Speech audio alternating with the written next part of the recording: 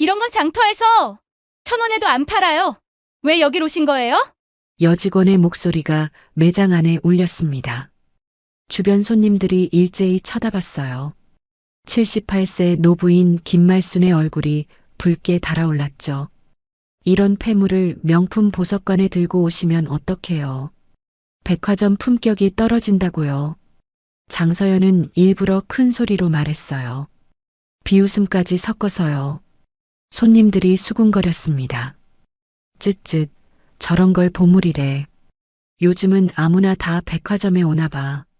말순의 눈시울이 붉어졌어요. 손에 쥔 낡은 반지가 떨렸죠. 남편이 마지막으로 남긴 그 소중한 물건이 눈물이 볼을 타고 흘러내렸습니다.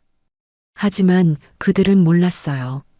그 초라한 반지가 국보급 유물이라는 것을, 그리고 모욕을 준 여직원의 가문이 바로 그 보물을 훔쳤던 도둑 집안이라는 것을.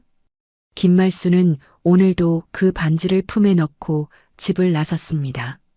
남편이 세상을 떠난 지 벌써 10년이 넘었죠. 그 긴 시간 동안 말수는 단 하루도 이 반지를 손에서 놓은 적이 없었습니다. 아침에 눈을 뜨면 제일 먼저 낡은 천주머니를 더듬어 확인했고, 밤에 잠들기 전엔 꼭 한 번 꺼내 들여다봤어요. 반지는 참 초라했습니다. 겉은 빛이 바래서 재색을 잃은 지 오래였고, 세공도 여기저기 달아 있었죠. 하지만 말순에게 이건 그저 낡은 장신구가 아니었습니다. 남편과 함께했던 50년 세월의 증거였고, 혼자 남은 삶을 버티게 해주는 위안이었어요. 할머니, 오늘 백화점 가실 거죠? 서울로 유학 온 손자 민준이가 아침 식탁에서 물었습니다. 23 청년이 된 손자는 요즘 할머니를 자주 데리고 다니려 했어요. 시골에서 올라온 할머니가 심심할까봐 걱정이 됐던 거죠. 그래야 하나? 나 같은 늙은이가 그런 데 가서 뭐 하겠니? 말수는 손사래를 쳤지만 민준이는 이미 가방을 챙기고 있었습니다. 괜찮아요. 구경만 해도 좋잖아요. 그리고 할머니 반지요. 그거 한번 제대로 감정받아 보면 어때요? 반지라는 말에 말순의 손이 가슴팍으로 향했습니다. 천주머니 안에서 작은 무게감이 느껴졌죠. 이걸 왜? 할아버지가 보물이라고 하셨잖아요. 진짜 귀한 거일 수도 있어요. 그날 오후 말순은 생전 처음 한빛백화점이라는 곳에 발을 들였습니다. 회전문을 지나자 눈이 부실 정도로 환한 조명이 쏟아졌어요. 대리석 바닥은 거울처럼 반들반들했고 천장은 너무 높아서 목이 아플 지경이었습니다. 말수는 자신의 낡은 운동화가 바닥에 닿을 때마다 소리가 나는 것 같아 발걸음을 조심스럽게 옮겼죠. 할머니, 저기요. VIP 보석관이래요. 민준이가 가리킨 곳은 백화점 1층 한쪽 끝이었습니다. 유리문 너머로 반짝이는 조명 아래 진열된 보석들이 보였어요. 말수는 그 앞에서 발이 떨어지지 않았습니다. 아니다, 민준아. 우리 그냥 가자. 하지만 손자는 벌써 문을 열고 들어가고 있었어요. 말수는 어쩔 수 없이 뒤를 따랐습니다. 매장 안은 더 화려했습니다. 진열장마다 수천만 원, 어쩌면 수억 원은 하겠다 싶은 보석들이 조명을 받아 눈부시게 빛났어요. 목걸이, 반지, 귀걸이들이 저마다 자기 존재를 뽐내듯 반짝였죠. 말수는 자신이 여기 있으면 안 될 사람 같다는 생각에 몸이 움츠러들었습니다. 검은색 정장을 입은 여직원이 다가왔어요. 30대 초반쯤 되어 보이는 여자는 화장이 진했고 손목엔 반짝이는 팔찌를 차고 있었습니다. 어서 오세요. 무엇을 도와드릴까요? 목소리는 친절했지만 눈빛은 말순의 차림새를 훑고 있었어요. 낡은 남방에 몇 년은 입었을 면바지, 그리고 시장에서 산 1,000원짜리 가방. 말순은 자신이 초라하다는 걸 새삼 깨달았습니다. 저기, 제 반지 좀 봐주실 수 있을까요? 말순이 조심스럽게 가방에서 천주머니를 꺼냈습니다. 주머니는 세월의 빛이 발해 원래 색을 알 수 없을 정도였죠. 떨리는 손으로 매듭을 풀자 작은 반지가 모습을 드러냈어요. 여직원의 눈썹이 미세하게 움찔했습니다. 반지는 정말 볼품 없었어요. 금속 부분은 녹슨 것처럼 변색되어 있었고 가운데 박힌 돌도 흐릿해서 제대로 빛도 나지 않았습니다. 세공 부분은 여기저기 닳아서 원래 무늬를 알아보기 힘들 정도였죠. 이게 감정을 원하시는 건가요? 여직원의 목소리 톤이 미묘하게 바뀌었습니다. 말수는 그 변화를 느꼈어요. 네, 제 남편이 물려준 건데요. 보물이라고 했거든요. 그 순간이었습니다. 옆에 있던 다른 손님이 힐끔 이쪽을 쳐다봤어요. 50대쯤 되어 보이는 여자는 손에 다이아몬드 목걸이를 들고 있었는데 말순의 반지를 보더니 작게 코웃음을 쳤습니다. 매장 안 분위기가 미묘하게 변했어요. 다른 직원 한 명도 이쪽을 보고 있었고 진열장을 구경하던 손님들도 슬쩍슬쩍 시선을 보냈죠. 말수는 얼굴이 화끈거렸습니다. 괜히 왔다는 생각이 들었어요. 남편이 보물이라고 했지만 어쩌면 그저 가난한 사람의 위안이었을지도 몰랐죠. 할머니. 민준이가 걱정스러운 눈으로 할머니를 바라봤습니다. 여직원은 마지못해 반지를 집어들었어요. 손가락 끝으로만 잡은 모습이 마치 더러운 걸 만지는 것 같았습니다. 잠시만 기다려주세요. 그렇게 말하고는 안쪽으로 들어갔어요. 말수는 그 자리에 서서 기다렸습니다. 주변 시선들이 따가웠지만 이미 반지를 내준 이상 어쩔 수 없었죠. 남편, 당신이 그렇게 지키라던 게 이렇게 초라한 거였나요? 말수는 속으로 중얼거렸습니다. 가슴 한편이 서늘했어요. 그때 매장 안쪽에서 낮은 대화 소리가 들렸습니다. 여직원과 다른 누군가가 뭔가 이야기하는 것 같았어요. 목소리는 들리지 않았지만 분위기는 그리 좋지 않아 보였습니다. 말수는 문득 남편의 마지막 모습이 떠올랐어요. 병상에 누워 가쁜 숨을 몰아쉬던 남편이 떨리는 손으로 이 반지를 건네며 했던 말. 여보, 이건 우리 가문의 보물이요. 끝까지 간직하시오. 언젠가 그 가치를 알 날이 올 거요. 그날 이후 10년. 말수는 그 약속을 지켜왔습니다. 먹고 살기 힘들 때도 손자 학비가 필요할 때도 이 반지만큼은 절대 팔지 않았어요. 그런데 지금 이 화려한 백화점 한가운데서 말수는 자신이 바보 같다는 생각이 들었습니다. 여직원이 돌아왔어요.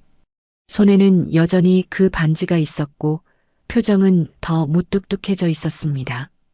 고객님, 죄송하지만 그 순간 매장 입구 쪽에서 누군가 들어왔어요.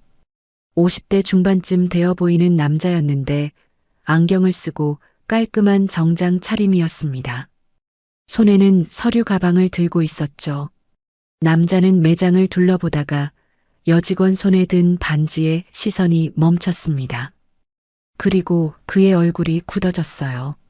말수는 그 표정의 변화를 놓치지 않았습니다.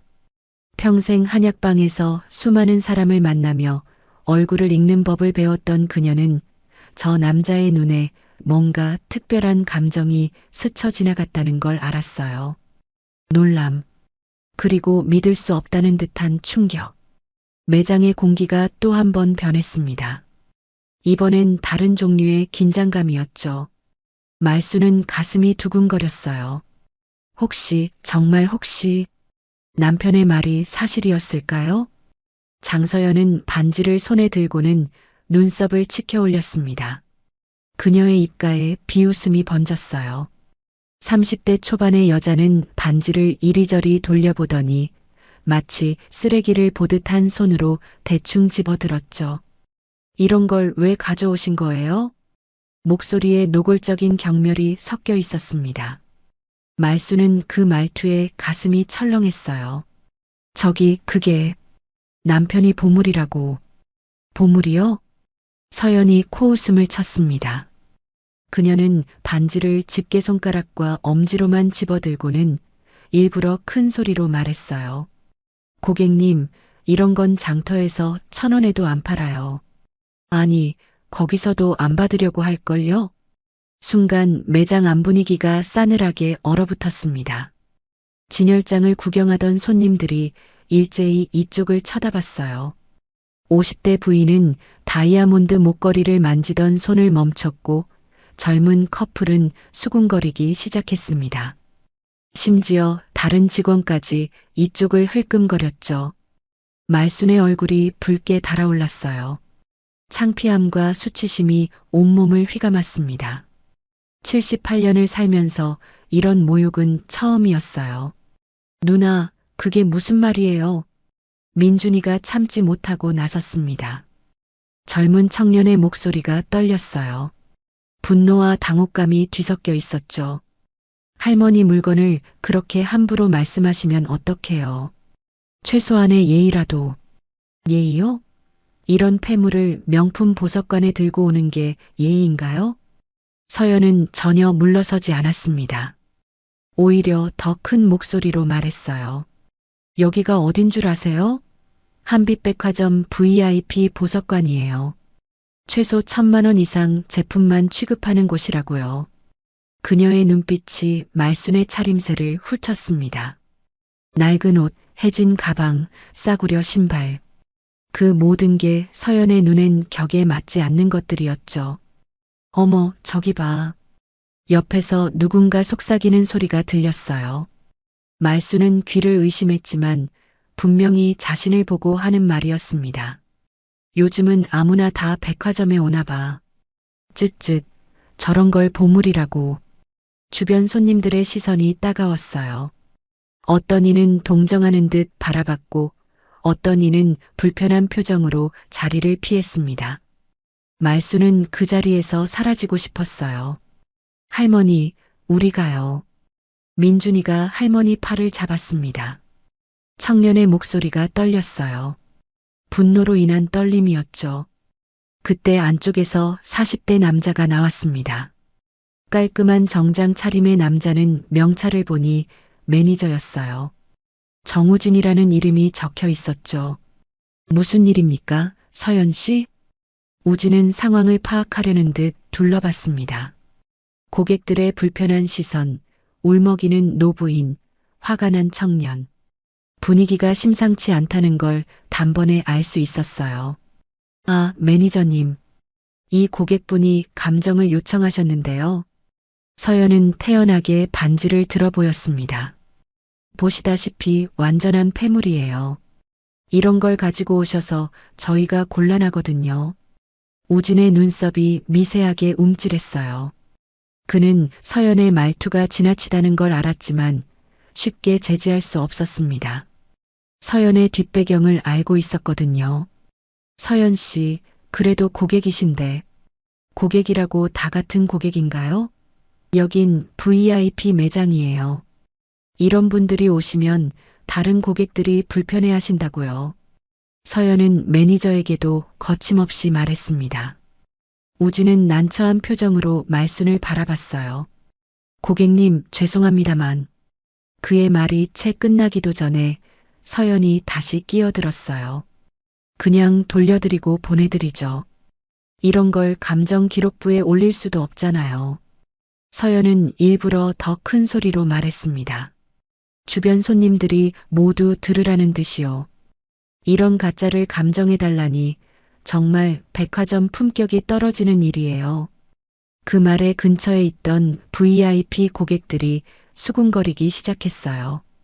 50대 부인은 힐끔 이쪽을 보더니 고개를 저었고 젊은 여자는 친구에게 뭔가 속삭였습니다.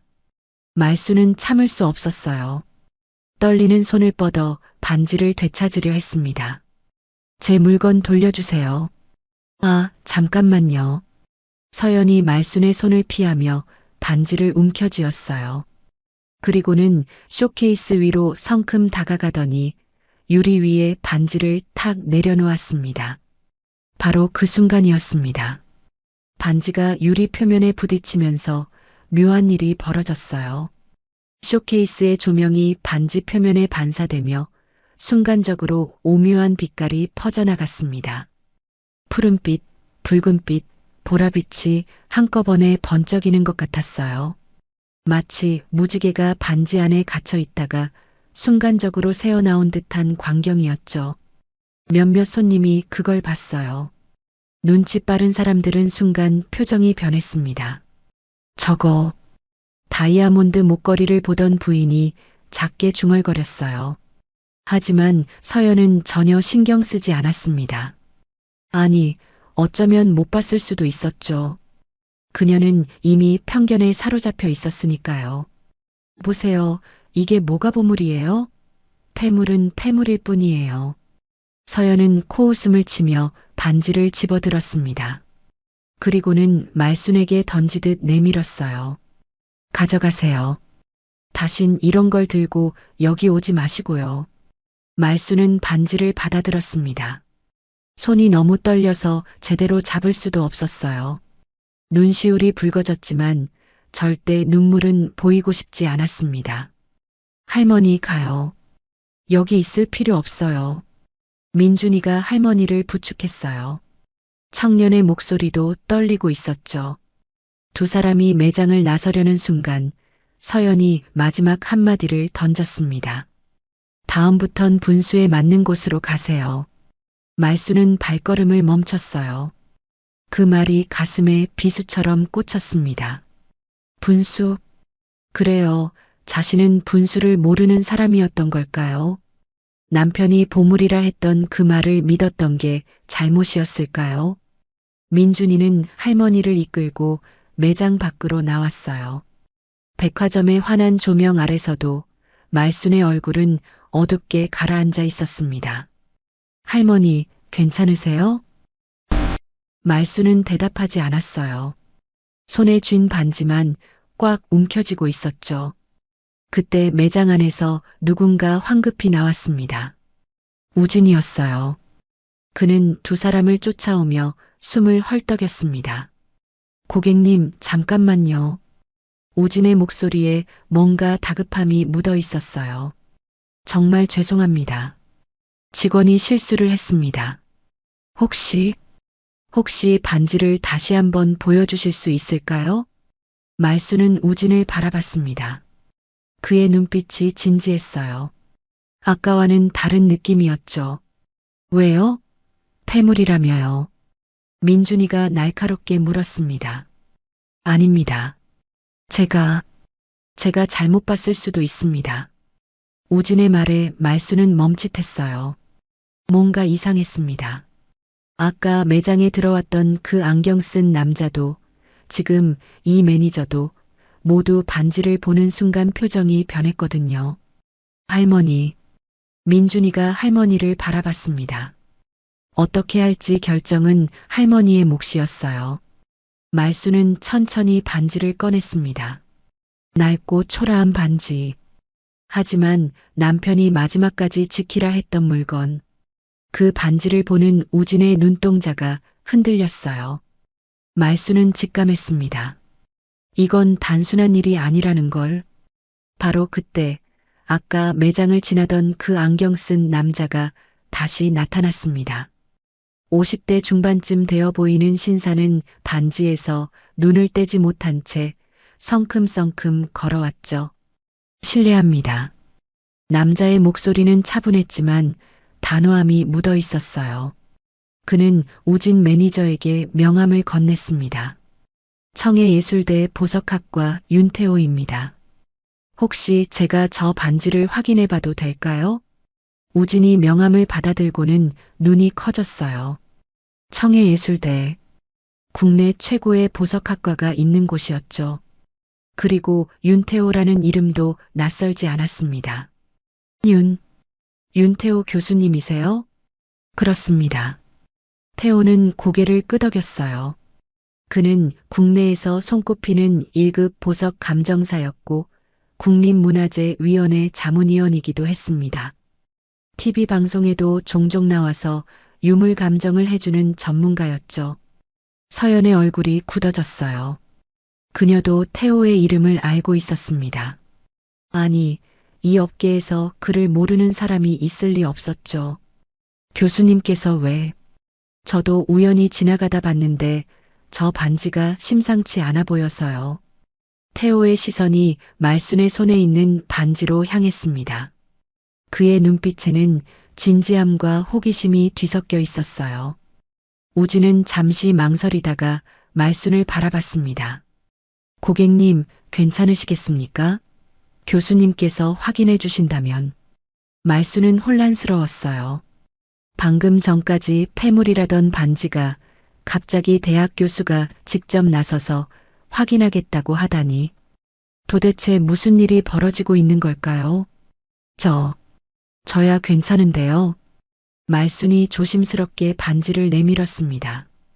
태호는 정중하게 두 손으로 받아들었어요. 아까 서연이 집게손가락 2개로 집었던 것과는 완전히 다른 태도였죠. 감사합니다. 태호는 주머니에서 루페를 꺼냈습니다. 보석 감정용 확대경이었어요. 그는 반지를 루페에 대고 천천히 들여다보기 시작했습니다. 매장이 조용해졌어요. 아까까지 수군거리던 손님들도 불편해하던 직원들도 모두 태호의 움직임을 주시했습니다. 서연은 팔짱을 낀 채 못마땅한 표정으로 서 있었어요. 입술을 질끈 깨물고 있었죠. 그녀의 얼굴에는 불안과 짜증이 뒤섞여 있었습니다. 태호는 반지를 이리저리 돌려가며 살폈어요. 빛의 각도를 바꿔가며 때로는 쇼케이스의 조명 아래로 때로는 그늘로 옮기면서 세밀하게 관찰했습니다. 1분이 지났어요. 2분이 지났습니다. 매장 안은 숨소리조차 들리지 않을 만큼 조용했죠. 말순은 가슴이 두근거렸어요. 남편의 얼굴이 떠올랐습니다. 병상에서 떨리는 손으로 이 반지를 건네던 그 순간, 보물이라던 그 말, 여보, 당신 말이 맞았던 건가요? 민준이도 긴장한 얼굴로 교수를 바라봤어요. 청년의 주먹이 꽉 쥐어져 있었습니다. 드디어 태호가 루페를 내렸어요. 그의 표정은 놀라움과 확신이 뒤섞여 있었습니다. 이건 태호가 반지 안쪽을 가까이 들여다보며 말을 이었습니다. 여기 안쪽을 보세요. 미세한 각인이 있습니다. 그는 우진과 말순에게 반지를 보여줬어요. 육안으로는 잘 보이지 않는 부분이었죠. DH-1953-47 그리고 이 문양. 태호의 목소리가 낮아졌습니다. 이건 동해금고의 상징입니다. 순간 매장 안이 술렁였어요. 동해금고요? 우진이 되물었습니다. 그 이름이 낯설지 않았어요. 네. 50년 전까지 운영되던 대형 사설 금고였습니다. 당시 재벌가나 왕실 후손들이 귀중품을 맡겼던 곳이죠. 태호는 반지를 들어 올리며 계속 말했어요. 1954년 이 금고에서 대규모 보물절도 사건이 발생했습니다. 수십억 원 상당의 유물이 사라졌고 금고를 운영하던 장씨 가문은 몰락했죠. 장씨요? 손님 중 한 명이 서연의 명찰을 힐끗 봤어요. 거기엔 장서연이라고 적혀 있었죠. 태호는 각인 부분을 다시 가리켰습니다. DH는 동해금고의 약자, 1953은 보관연도, 47은 보관번호입니다. 이 반지는 사건 직전 정당한 소유자에게 반환된 것으로 보입니다. 그는 말순을 바라봤어요. 어르신, 시댁이 혹시 김씨 가문이십니까? 네, 맞아요. 말순이 떨리는 목소리로 대답했습니다. 그렇다면 확실합니다. 태호가 서류 가방에서 태블릿을 꺼내 몇 번 터치했어요. 그리고 화면을 보여줬습니다. 1953년 동해금고 보관 목록입니다. 47번 왕실 유물 반지 소유주 김씨 가문. 정확히 일치합니다. 매장이 웅성거리기 시작했어요. 그럼 정말 왕실 유물이라고요? 태호는 고개를 끄덕이며 반지를 자세히 살펴봤습니다. 이 세공 기법은 조선 후기 왕실 전속 장인들만 사용하던 방식입니다. 그리고 가운데 박힌 이 돌. 그가 반지 중앙의 흐릿한 돌을 가리켰어요. 겉은 산화되어 변색됐지만 내부 구조를 보면 천연 사파이어입니다. 그것도 아주 희귀한 종류의 사파이어요? 천연 사파이어라고요? 손님들이 수군거렸습니다. 아까까지 냉소를 보내던 그들의 태도가 완전히 바뀌었어요. 그때 서연이 앞으로 나섰습니다. 교수님, 그건 잘못 보신 겁니다. 그녀의 목소리가 떨렸어요. 얼굴은 창백했고 눈빛은 흔들리고 있었습니다. 동해금고 가기는 그건 어떻게 그렇게 자세히 아십니까? 태호가 날카롭게 물었어요. 서연은 입을 다물었습니다. 하지만 이미 늦었어요. 스마트폰으로 검색하던 손님 하나가 소리쳤어요. 여기 나와 있네요. 동해금고 운영 가문, 장씨 집안이라고. 사건 후 일부는 해외 도피, 일부는 신분 숨기고 생활 중이래요. 설마 저 직원이 진짜 그 집안 사람 아니야? 웅성거림이 커졌어요. 사람들의 시선이 모두 서연에게 쏠렸습니다. 태호는 서연을 응시했습니다. 장서연 씨, 혹시 당신 아버지 성함이 장기호 아닙니까? 서연의 얼굴이 완전히 굳어졌어요. 그 이름을 듣는 순간 모든 게 들킨 것 같았습니다. 어떻게? 제가 30년 전 그 사건을 연구한 적이 있습니다. 장기호, 동해금고 마지막 관리인의 아들. 매장이 완전히 조용해졌어요. 그럼 이 직원이 자기 가문이 관리하던 금고의 유물을 폐물이라고 했다는 거야? 아니, 몰라서 그랬을 수도. 그게 더 웃기지. 자기 집안일도 모르고. 비난과 조롱이 쏟아지기 시작했습니다. 서연은 뒤로 물러섰어요. 눈물이 볼을 타고 흘러내렸죠. 태호는 다시 말순에게 반지를 정중히 돌려줬습니다. 어르신, 이 반지는 조선 후기 순조영간에 제작된 왕실 유물입니다. 국가지정 문화재로 등록될 가능성이 매우 높습니다. 국보요? 말순이 놀라 되물었습니다. 네. 이런 세공 기법과 재료를 사용한 왕실 유물은 현존하는 게 몇 점 안 됩니다. 태호는 명함을 꺼내 말순에게 건넸어요. 정식 감정이 필요하시면 연락 주십시오. 제가 도와드리겠습니다. 말순은 떨리는 손으로 명함을 받았습니다. 아직도 믿기지 않았어요. 남편의 말이 정말 사실이었던 겁니다. 주변에서 탄성이 터져 나왔어요. 국보급이라니. 할머니를 그렇게 무시하더니. 시선들이 이제는 서연에게로 향했습니다. 국보를 폐물이라고 했네. 저 집안 출신이라 그런가. 죄책감에.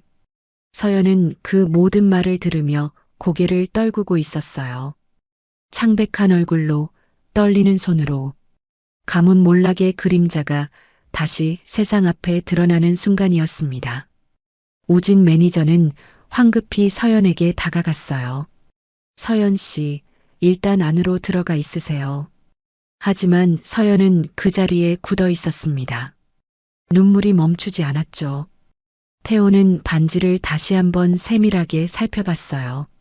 어르신, 이 반지를 어떻게 보관해 오셨습니까? 그냥 천주머니에 넣어서 품에 지니고 다녔어요. 말순이 대답했습니다. 다행입니다. 금속 부분은 산화됐지만 전체적인 보존 상태는 양호합니다. 태호가 고개를 끄덕였어요. 이 반지의 역사적 가치는 상당합니다. 단순히 재료의 가치를 넘어서 조선 왕실과 동해금고 사건을 연결하는 증거이기도 하죠. 그는 주변을 둘러봤습니다. 손님들이 모두 숨죽이며 듣고 있었어요. 1954년 동해금고 사건은 미제로 남아 있습니다. 많은 유물이 사라졌고 일부는 해외로 밀반출됐다는 설도 있죠. 태호의 목소리가 무겁게 가라앉았어요. 하지만 이 반지는 사건 이전에 정당하게 반환됐습니다. 그것을 증명하는 게 바로 이각인이고요. 그가 다시 서연을 바라봤습니다. 장서연 씨, 당신 가문이 이 사건과 관련이 있다는 건 부인할 수 없는 사실입니다. 서연은 고개를 들지 못했어요. 그저 주먹을 쥔 채 떨고 있었죠. 하지만 태호가 말을 이었습니다. 당신 개인의 잘못은 아닙니다. 가문의 과거와 개인은 다른 것이니까요. 그 말에 서연이 고개를 들었어요. 눈가가 붉게 충혈되어 있었습니다. 다만 태호의 목소리가 다시 차갑게 변했어요. 고객을 무시하고 모욕한 것, 그건 당신 개인의 선택이었습니다. 그 책임은 져야 할 겁니다. 서연은 다시 고개를 떨구었어요. 우진이 나섰습니다. 고객님, 정말 죄송합니다. 그는 말순에게 깊이 허리를 숙였어요. 직원 교육이 부족했습니다. 이런 일이 다시는 일어나지 않도록 하겠습니다. 말순은 담담하게 고개를 끄덕였어요. 분노보다는 안타까움이 컸습니다. 괜찮아요. 그 친구도 힘들었겠죠. 말순의 말에 서연이 고개를 들었어요. 놀란 표정이었죠. 가문의 과거를 짊어지고 사는 게 얼마나 힘든지 저도 알아요. 말순은 서연을 바라봤습니다. 하지만 그렇다고 다른 사람을 함부로 대해도 되는 건 아니에요. 서연은 눈물을 닦으며 고개를 숙였습니다. 죄송합니다. 그녀의 목소리는 작고 떨렸어요. 주변 손님들은 조용히 지켜봤습니다. 아까의 비난은 잦아들었어요. 태호가 말순에게 다시 말했습니다. 어르신, 이 반지는 국립중앙박물관이나 문화재청에 신고하셔야 합니다. 정식 절차를 거쳐야 해요. 그럼 제가 못 가지는 건가요? 개인 소장은 어려울 수 있습니다. 하지만 국가에서 보상을 해드릴 겁니다. 말순은 잠시 생각했어요. 그리고 고개를 끄덕였습니다. 알겠어요. 남편도 이게 많은 사람에게 보여져야 한다고 했을 거예요. 태호는 만족스러운 표정을 지었어요. 현명하신 선택입니다. 그는 서류 가방에서 명함을 하나 더 꺼냈습니다. 문화재청 담당자 연락처입니다. 제가 미리 연락해 두겠습니다. 감사합니다, 교수님. 말순이 정중하게 인사했어요. 민준이가 할머니를 부축하며 일어섰습니다. 할머니, 이제 가요. 그래, 가자. 두 사람이 매장을 나서려는데 서연이 다가왔어요. 고객님, 서연의 목소리가 떨렸습니다. 정말 죄송합니다. 그녀는 깊이 허리를 숙였어요. 진심 어린 사과였습니다. 말순은 잠시 서연을 바라봤어요. 그리고 작게 고개를 끄덕였습니다. 이제 그만하세요. 앞으로 잘 사세요. 서연은 눈물을 흘리며 고개를 숙였어요. 말순과 민준이는 매장을 나섰습니다. 뒤에서 사람들의 웅성거림이 들렸지만 이제 그건 중요하지 않았어요. 복도를 걸으며 말순은 반지를 내려다봤습니다. 여보, 당신이 옳았어요. 남편의 얼굴이 떠올랐어요. 환하게 웃고 있는 모습이었죠. 민준이가 할머니 손을 꽉 잡았습니다. 할머니, 할아버지가 자랑스러워 하실 거예요. 그럴까? 물론이죠. 말순은 작게 미소 지었어요. 50년을 지켜온 약속. 그게 오늘 빛을 발했습니다. 그날 저녁 소식은 빠르게 퍼져나갔습니다. 한빛백화점 VIP 보석관에서 벌어진 일이 SNS에 올라왔어요. 누군가 몰래 찍은 영상이었죠. 서연이 말순을 무시하는 장면, 태호 교수가 반지를 감정하는 모습, 그리고 동해금고의 진실이 밝혀지는 순간까지 조회수는 순식간에 치솟았습니다. 댓글도 폭발적으로 달렸어요. 국보를 패물이라니. 겉모습만 보고 판단하면 안 되는데. 저 직원, 자기 집안 일도 몰랐네. 다음 날 아침, 백화점 본사는 비상이 걸렸어요. 회의실에는 임원들이 긴급 소집됐고 우진 매니저도 불려갔습니다. 이 사태를 어떻게 수습할 건가? 상무의 목소리가 차갑게 가라앉았어요. 죄송합니다. 제가 직원 관리를 제대로 못했습니다. 우진이 고개를 숙였습니다. 장서연 직원에 대해서는 어떻게 할 건가? 해임 절차를 밟겠습니다. 우진의 대답에 상무는 고개를 끄덕였어요. 그렇게 해. 그리고 김말순 고객님께 정식으로 사과해야 해. 알겠습니다. 한편 서연은 집에서 뉴스를 보고 있었어요. 한빛백화점 VIP 보석관, 국보급 유물 폐물 취급 논란. 앵커의 목소리가 울려 퍼졌습니다. 해당 직원은 과거 동해금고 사건과 관련된 가문 출신으로 알려져 서연은 TV를 껐어요. 더 이상 볼 수 없었습니다. 핸드폰이 울렸어요. 아버지였죠. 여보세요, 아빠. 서연아, 괜찮니? 아버지 장기호의 목소리가 떨렸어요. 아빠, 미안해요. 제가 또, 아니다. 내 잘못이 아니야. 하지만, 서연아, 우리 가문의 과거는 내가 짊어져야 할 짐이다. 내가 질 건 아니야. 아버지의 말에 서연은 눈물을 흘렸어요. 하지만 아빠, 이제 어떡해요? 사람들이 다 알아버렸어요. 괜찮아. 숨기고 살 필요 없다. 당당하게 살아라. 당당하게요? 그래. 과거는 바꿀 수 없지만 앞으로는 바꿀 수 있어. 아버지의 말이 가슴에 와닿았어요. 서연은 눈물을 닦으며 고개를 끄덕였습니다. 알았어요, 아빠. 다음 날 서연은 백화점 인사팀에서 해임 통보를 받았어요. 부당해요. 서연이 항의했지만 인사팀장은 단호했습니다. 고객 모욕은 명백한 징계 사유입니다. 서연은 주저앉았어요. 하지만 이번엔 울지 않았습니다. 아빠 말대로 당당하게 살자. 그녀는 짐을 챙겨 백화점을 나섰어요. 밖에서는 햇살이 따스하게 비치고 있었습니다. 새로운 시작.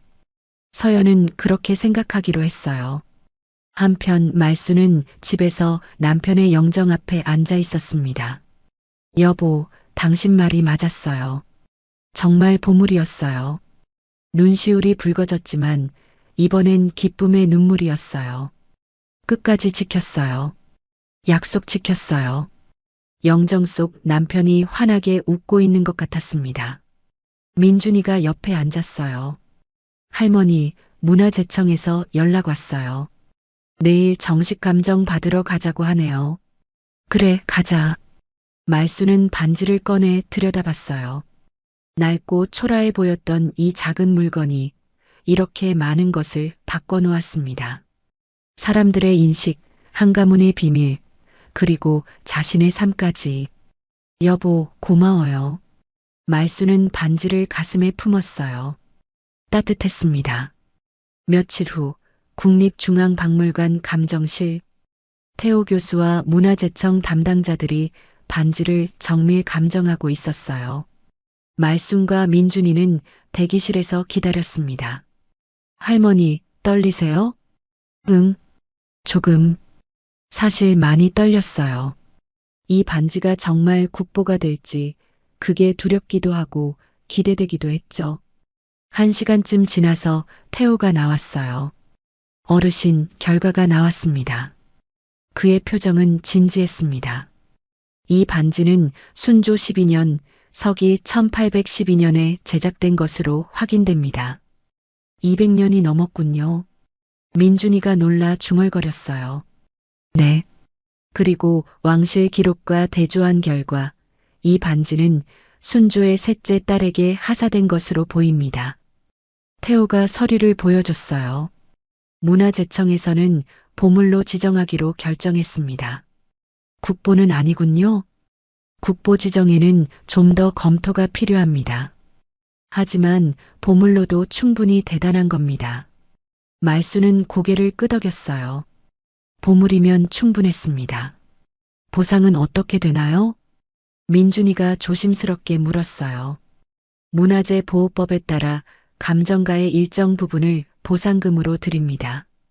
대략 3억 원 정도 될 것 같습니다. 3억 원이요? 말순이 놀라 되물었어요. 네. 그리고 박물관에서 특별 전시를 할 때마다 어르신을 기증자로 명시하고 초대해 드릴 겁니다. 태호는 따뜻하게 미소 지었어요. 어르신, 정말 귀한 것을 지켜주셨습니다. 아니에요. 그저 남편과의 약속을 지킨 것뿐이에요. 말순의 눈가가 촉촉해졌습니다. 며칠 후 한빛백화점에서 공식 기자회견이 열렸어요. VIP 라운지에는 기자들이 가득 모였고 카메라도 여러 대 설치됐습니다. 중앙 테이블에는 백화점 상무와 태호 교수가 앉았고 한쪽에는 말순과 민준이가 자리했어요. 상무가 먼저 일어났습니다. 먼저 김말순 고객님께 깊이 사과드립니다. 그는 허리를 숙였어요. 저희 직원의 무례한 행동으로 큰 상처를 드렸습니다. 백화점을 대표해서 진심으로 사과드립니다.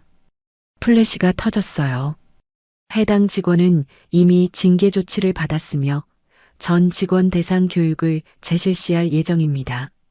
상무는 금색 카드를 꺼냈어요.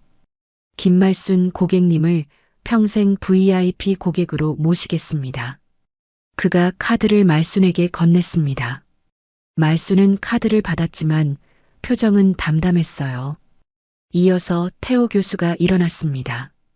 반지는 현재 국립중앙박물관에 보관 중이며 보물로 지정될 예정입니다. 그는 사진들을 스크린에 띄웠어요. 이 반지는 단순한 장신구가 아닙니다. 조선 왕실의 역사이자 동해금고 사건의 증인이기도 하죠. 기자들이 열심히 받아쓰고 있었어요. 김말순 어르신께서 50년 동안 이 반지를 지켜주신 덕분에 우리는 소중한 문화유산을 되찾을 수 있었습니다. 태호의 말에 박수가 터져 나왔어요. 기자 한 명이 손을 들었습니다. 김말순 고객님, 소감 한 말씀 해주시겠습니까? 말순은 잠시 망설이다가 일어났어요. 저는 그저 남편과의 약속을 지킨 것뿐입니다. 그녀의 목소리가 떨렸어요. 남편이 보물이라고 했을 때 저는 믿었어요. 가난해도 남들이 비웃어도 그 말을 믿었습니다. 말순은 눈물을 닦았어요. 그리고 오늘 그 믿음이 옳았다는 걸 알게 됐어요. 플래시가 쏟아졌습니다. 사람을 겉모습으로 판단하면 안 된다는 걸 저도 배웠습니다. 말순의 말에 기자들이 고개를 끄덕였어요. 이 반지가 제게 가르쳐 준 건 진실은 언젠가 드러난다는 것, 그리고 약속은 지켜야 한다는 것입니다. 말순은 자리에 앉았어요. 기자들은 열심히 기사를 작성했습니다. 다음 날 신문 일면에는 말순의 사진이 실렸어요. 국보의 수호자 78세 노부인의 50년 약속. 기사는 큰 반향을 일으켰습니다. 사람들은 댓글을 달았어요.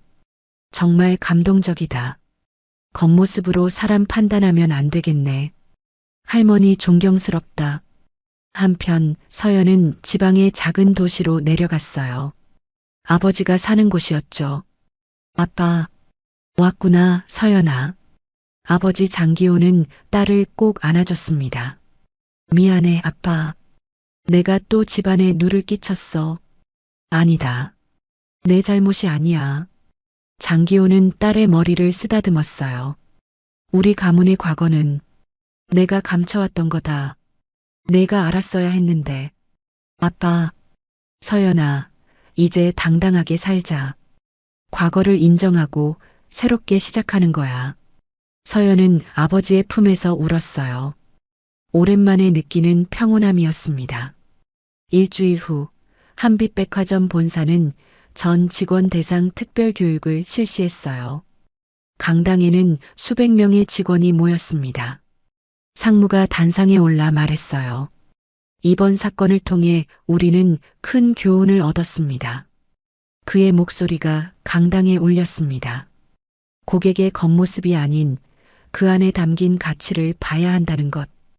그리고 모든 사람을 존중해야 한다는 것. 직원들이 숙연한 표정으로 듣고 있었어요.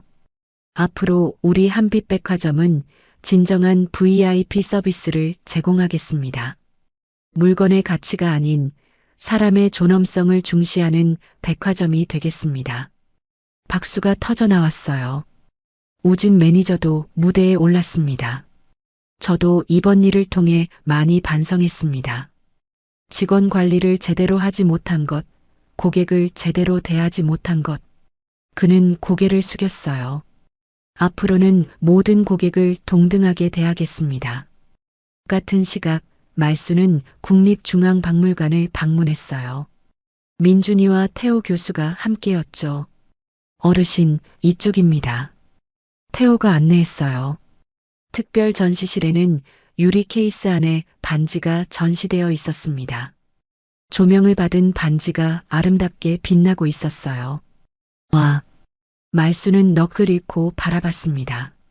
자신이 50년 동안 품에 지니고 다녔던 그 반지가 이렇게 당당하게 전시되어 있다니. 케이스 옆 설명판에는 이렇게 적혀 있었어요. 조선 순조 12년 제작 왕실 반지 기증 김말순 보물 제호 지정 예정. 할머니. 민준이가 할머니 어깨를 잡았어요. 할아버지가 보고 계실 거예요. 말수는 눈물을 닦았습니다. 여보 봐요. 우리 반지가 이렇게 빛나고 있어요. 그녀는 반지를 향해 작게 절을 했어요. 감사의 절이었습니다. 박물관을 나서는 길 말수는 하늘을 올려다봤어요. 구름 사이로 햇살이 쏟아지고 있었습니다. 할머니, 이제 어떻게 하실 거예요? 민준이가 물었어요. 집으로 돌아가야지. 평범하게 살아야지. 평범하게요? 응. 남편 영정 앞에 차 한 잔 올리고 시장 가서 장 보고 이웃들이랑 수다 떨고. 말수는 미소 지었어요. 그게 내 삶이니까. 민준이는 할머니 손을 꼭 잡았습니다. 할머니 사랑해요. 나도 사랑한다. 우리 손자. 두 사람은 나란히 걸었어요. 따스한 햇살 아래서. 한편 백화점에서는 새로운 변화가 일어나고 있었습니다. VIP 라운지 입구에 새로운 문구가 걸렸어요. 모든 고객은 존중받을 권리가 있습니다. 우진은 그 문구를 바라보며 다짐했습니다. 다시는 이런 일이 없도록 하자. 직원들도 하나둘 변화하기 시작했어요. 고객을 대하는 태도가 달라졌고 서로를 존중하는 문화가 자리 잡았죠. 이 모든 변화는 한 노부인과 낡은 반지에서 시작된 것이었습니다. 한 달이 흘렀습니다. 말수는 다시 평범한 일상으로 돌아왔어요. 아침 일찍 일어나 시장에 가고 이웃들과 이야기를 나누고 저녁엔 남편 영정 앞에 앉아 차를 마셨죠. 하지만 뭔가 달라진 게 있었습니다. 마음이 가벼워졌어요. 50년 동안 짊어졌던 무게를 내려놓은 것 같았죠. 할머니, 편지 왔어요. 민준이가 우편물을 들고 왔어요. 국립중앙박물관에서 온 편지였습니다. 말수는 조심스럽게 편지를 열었어요. 김말순 기증자님께 반지 특별 전시회를 개최합니다. 9월 15일 오후 2시 국립중앙박물관 특별 전시실 귀빈으로 초대합니다. 할머니, 전시회래요. 민준이가 신나서 말했어요. 그래, 가봐야겠구나. 말수는 편지를 소중히 접었습니다. 9월 15일 박물관은 사람들로 붐볐어요.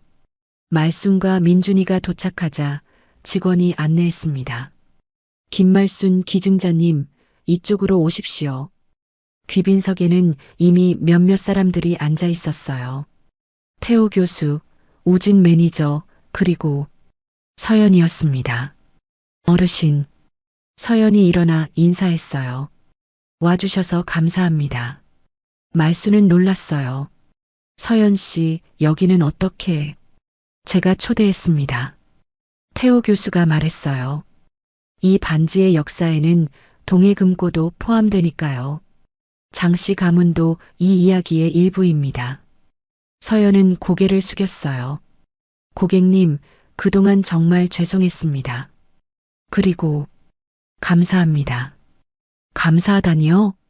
제게 과거를 직면할 용기를 주셨어요. 이제 저는 당당하게 살고 있습니다. 서연의 눈빛이 맑아져 있었습니다. 말수는 그녀의 손을 잡았어요. 잘 됐네요. 앞으로 행복하세요. 감사합니다. 전시회가 시작됐어요. 관람객들이 하나둘 반지를 보러 왔습니다. 아이들도 어른들도 노인들도 모두 감탄하며 반지를 바라봤죠. 와, 진짜 예쁘다. 200년이나 됐대요. 할머니가 50년 동안 지켰다니 대단하시다. 말수는 사람들의 반응을 조용히 지켜봤어요. 여보, 보세요. 이렇게 많은 사람들이 우리 반지를 보고 있어요.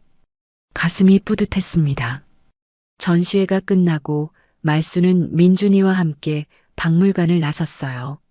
할머니, 오늘 좋으셨어요? 응, 아주 좋았어. 말수는 하늘을 올려다봤습니다. 석양이 아름답게 물들고 있었어요. 민준아. 네, 할머니. 사람의 가치는 겉모습이 아니란다. 말순이 손자를 바라봤어요. 그 안에 담긴 이야기, 지켜온 약속, 살아온 삶. 그게 진짜 가치야. 네, 할머니. 알겠어요. 민준이가 할머니 손을 꽉 잡았습니다. 두 사람은 석양을 바라보며 걸었어요. 집으로 가는 길. 평범하지만 따뜻한 길. 말순의 얼굴에는 평온한 미소가 번졌습니다. 78년을 살아온 노부인이 작은 반지 하나로 세상에 전한 메시지. 사람을 함부로 판단하지 마세요. 누구에게나 귀한 이야기가 있습니다. 그날 저녁 말수는 남편 영정 앞에 앉았어요.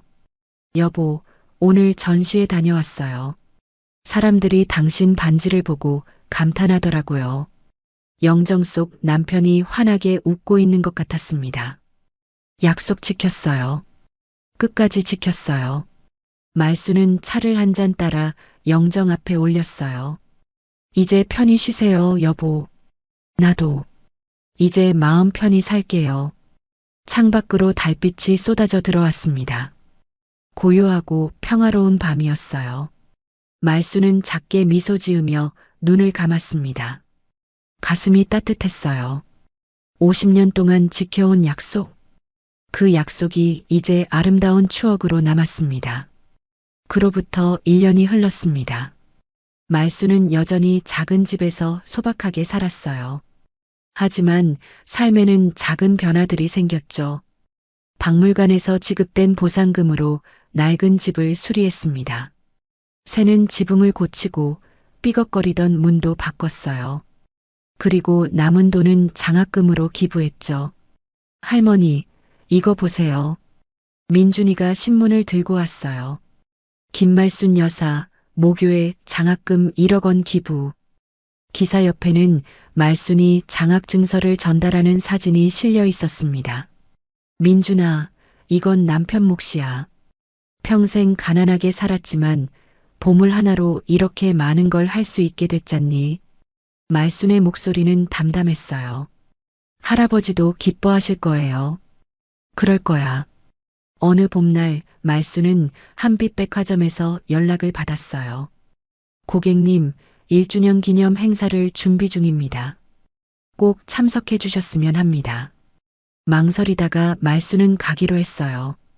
행사 당일 VIP 라운지는 사뭇 다른 분위기였습니다. 입구에는 큰 현수막이 걸려 있었어요. 존중과 배려의 1주년 마이너스 모든 고객은 귀한 분입니다. 안으로 들어서자 우진 매니저가 반갑게 맞이했어요.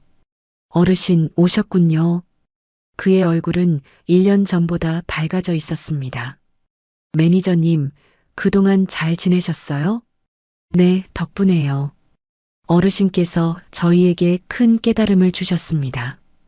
우진은 말순을 안쪽으로 안내했어요. 라운지에는 여러 사람들이 모여 있었습니다. 직원들, 고객들, 그리고 태호 교수도 보였죠. 놀랍게도 서연도 있었어요. 고객님, 서연이 다가와 인사했습니다. 1년 전과는 완전히 다른 모습이었어요. 얼굴에는 평온함이 가득했고 눈빛도 맑았습니다. 서연 씨, 요즘 어떻게 지내요? 저는 지금 지방에서 작은 공방을 운영하고 있어요. 핸드메이드 액세서리를 만들고요. 서연이 수줍게 미소 지었어요. 처음엔 힘들었어요. 사람들 시선도 부담스럽고 과거가 자꾸 떠올랐죠. 지금은요? 지금은 괜찮아요. 아니, 행복해요. 제 손으로 뭔가를 만들고 손님들이 기뻐하는 모습을 보면 뿌듯하거든요. 말수는 서연의 손을 잡았어요. 잘 됐네요. 정말 잘 됐어요. 고객님 덕분이에요. 그날 일이 없었다면 저는 여전히 과거에 갇혀 살았을 거예요. 행사가 시작됐어요. 상무가 단상에 올라 말했습니다. 1년 전 우리는 큰 실수를 했습니다. 그리고 김말순 고객님을 통해 중요한 교훈을 배웠죠. 그는 말순을 바라봤어요. 사람의 가치는 겉모습이 아닌 그 안에 있다는 것. 그리고 모든 고객을 존중해야 한다는 것. 박수가 터져 나왔습니다. 이제 저희 한빛백화점은 존중과 배려를 최우선 가치로 삼고 있습니다. 직원 교육도 완전히 바뀌었고 고객 응대 방식도 달라졌습니다. 상무는 영상 하나를 틀었어요. 화면에는 지난 1년간의 변화가 담겨 있었습니다. 직원들이 모든 고객에게 똑같이 정중하게 인사하는 모습, VIP 라운지의 노인분들이 편하게 앉아 계시는 장면, 장애인 고객을 세심하게 배려하는 직원들. 이 모든 변화는 김말순 고객님에게서 시작됐습니다. 상무가 말순에게 꽃다발을 건넸어요. 감사합니다, 고객님. 말순은 꽃다발을 받으며 고개를 저었어요. 아니에요. 저는 그저 제 역할을 했을 뿐이에요. 그녀는 주변을 둘러봤습니다. 진짜 고마운 건 여러분이에요. 실수를 인정하고 변화하려고 노력한 것. 그게 진짜 용기잖아요. 박수가 다시 터져 나왔어요. 행사가 끝나고 말수는 테라스로 나왔습니다. 도시의 풍경이 한눈에 보였어요. 햇살이 따스하게 내리쬐고 있었죠. 태호 교수가 다가왔어요. 어르신, 요즘 박물관에 자주 가시나요? 가끔 가요. 반지를 보러요. 반지가 보고 싶으세요? 아니요. 말순이 고개를 저었어요. 남편이 보고 싶어요. 반지를 보면 남편 생각이 나거든요. 태호는 조용히 고개를 끄덕였습니다. 어르신, 반지는 지금 박물관에서 가장 인기 있는 전시품 중 하나입니다. 특히 젊은 세대들이 많이 찾아와요. 그래요? 네. 겉모습으로 판단하지 말자는 메시지가 젊은이들에게 큰 울림을 주나 봐요. 말수는 미소 지었어요. 그럼 다행이네요. 남편도 기뻐할 거예요. 저녁이 되어 집으로 돌아왔을 때 말수는 남편 영정 앞에 앉았어요. 여보, 오늘 백화점 다녀왔어요. 1년 만에요. 영정 속 남편이 환하게 웃고 있었습니다. 많이 변했더라고요. 사람들이 서로 존중하고 배려하고 당신 반지가 그런 변화를 만들었어요. 말수는 차를 한 잔 따라 영정 앞에 올렸어요. 고마워요, 여보. 그 반지를 남겨줘서 그리고 끝까지 지키라고 해서. 창밖으로 저녁 노을이 아름답게 물들고 있었습니다. 말수는 조용히 미소 지었어요. 삶은 때로 예측할 수 없는 방향으로 흘러가죠. 하지만 중요한 건 그 속에서도 약속을 지키고 사람을 존중하며 진실되게 사는 것. 79세가 된 노부인은 그 진리를 온몸으로 증명했습니다. 작은 반지 하나로, 그리고 50년의 약속으로. 말수는 창밖을 바라보며 중얼거렸어요. 여보, 우리 잘 살았죠? 바람이 불어왔습니다. 마치 대답하듯 따뜻하고 부드럽게. 말순의 얼굴에 평화로운 미소가 번졌어요. 이제 그녀에게 남은 것은 평온한 일상과 가슴 속 따뜻한 추억들이었습니다. 그리고 그것만으로도 충분했어요. 세상에 전한 메시지처럼 진짜 가치는 겉이 아닌 안에 있으니까요. 말수는 남편 영정에 작은 절을 올렸습니다. 오늘도 고마웠어요, 여보. 내일도 모레도 계속 함께 있어 주세요. 방 안에 고요함이 내려앉았어요. 하지만 그 고요함은 외롭지 않았습니다. 사랑으로 가득한 따뜻한 침묵이었죠.